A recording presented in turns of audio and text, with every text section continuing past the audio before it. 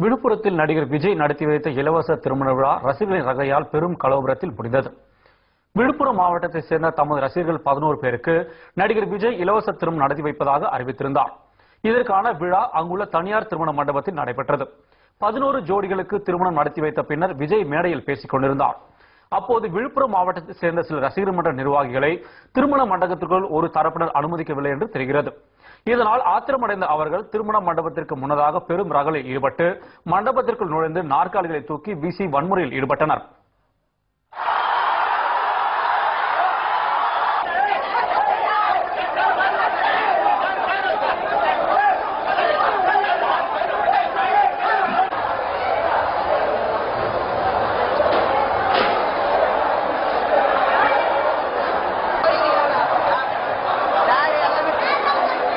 ரசிகர்களின் ரகளையை நேரடியாக கண்ட நடிகர் விஜய் அதிர்ந்து போய் திருமண மண்டபத்தின் பின்புறத்திற்கு சென்று அங்குள்ள மதில் சுவர் மேல் ஏறி தப்பியுள்ளார்.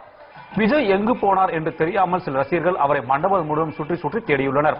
பின்னரே அவர் சுவர் மேல் ஏறி தப்பி சென்ற தகவல் வெளியானது. இதனால் ரசிகர்கள் அதிருப்தியுடன் திருமண மண்டபத்திலிருந்து வெளியே சென்றனர்.